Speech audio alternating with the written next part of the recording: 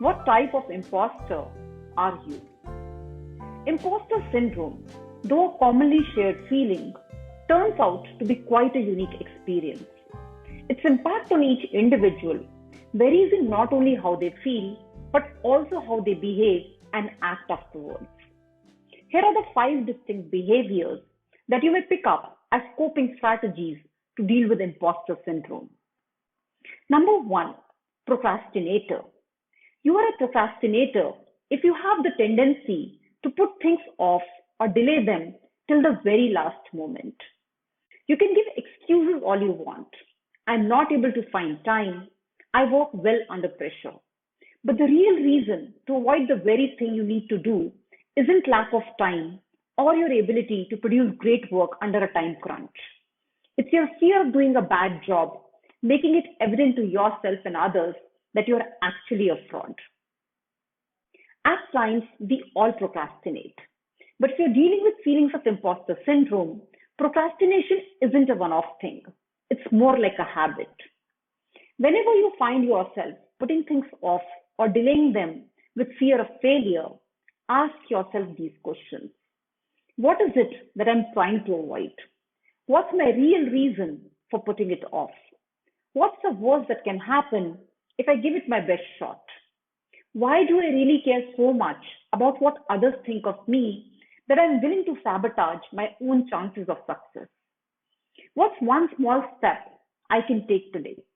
What's blocking me from making consistent progress? How can I get rid of it? Number 2, perfectionist. You are a perfectionist if you have a long list of what constitutes wrong, but only one way of it being right, your way. Exemplary performance, high standards, and 100% perfect outcome just the way you expect. Things have to be your way or they're simply not good enough. Julia Cameron, an author and a poet, sums it up beautifully. Perfectionism is not a quest for the best. It's a pursuit of the worst in ourselves, the part that tells us that nothing we do will ever be good enough, that we should try again. And Jennifer White, an author, said, perfectionism has nothing to do with getting it right. It has nothing to do with having high standards. Perfectionism is a refusal to let yourself move ahead. Whenever you find yourself thinking that something is not right, it needs correction, or it's not good enough, ask yourself these questions. What makes me believe this is important? Does my opinion match with what others have to say? What's their reason for agreement or disagreement? What will be the impact of not making this change? What's the absolute worst that can happen? What other things can I do in its place that will bring more value to me, my team, and my organization? Number 3, overworker. You are an overworker if hard work, over preparation, and long hours are your default strategies to avoid being intimidated by all the smart and intelligent people around you. You believe that the only reason you've come so far without being exposed is your ability to work harder than anyone else. This never ending cycle of feeling of inaptness, hard work, and success, followed by more inaptness, is only a trap. Before you know it, it turns you into a workaholic. To separate hard work that is necessary to do anything well from working hard only to cover up your feelings of inaptness, ask these questions. What's my reason for putting in these extra hours? Instead of working hard to prove my competence to others, what if I focus on only becoming my best self? What will these extra hours help me earn? Why is it important to me? What do these extra hours help me avoid? Why am I right in avoiding those things? Number 4, people pleaser. You are a people pleaser if all your actions stem from your desire to convince others to like you. You desperately seek their approval and acceptance, not because you trust their judgment, but as a measure to fool them into believing that you belong. You think that others are less likely to find out that you're an imposter if they like you. Helping others out of genuine care goes a long way in establishing trust and building better relationships at work.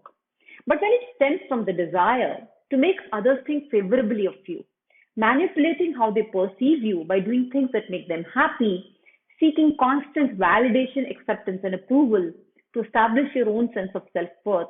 It is utterly damaging to your own self and your relationship with others. Whenever you find yourself doing something to gain approval, ask these questions. What's driving my current behavior? Fear of being rejected or a genuine desire to help? Can I really build better relationships by fooling others to like me? What can I do to actually add value to my work? What's really the right thing to do? What's more important, seeking approval or adding value? Number five, self-diminisher. You are a self-diminisher if you have the tendency to over-index on your mistakes while ignoring everything good that's happening around you. Instead of congratulating yourself for doing a good job, you obsess about a minor thing that went wrong. This is how the dialogue goes on in your mind. Every mistake reflects on my competence. Every failure signals to others that I've cheated my way and I'm completely undeserving of this position.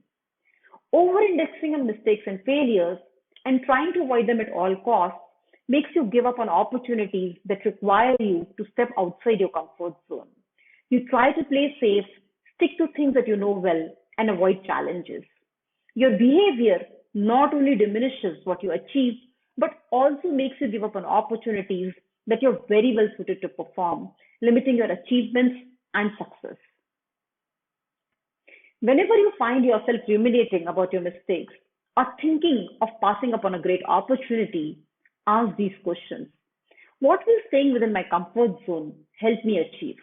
How can I learn and grow if I never make mistakes? What do my past failures and mistakes teach me? What will this new opportunity help me learn? And what's one small step that I can take to get over my own self perceived limitations? Hiding your imposter feelings only pushes you down the rabbit hole, while learning to brave them opens your mind to new possibilities. Which imposter type can you identify with? Share with me in the comments below. If you like this video, don't forget to comment and subscribe. Thanks for watching.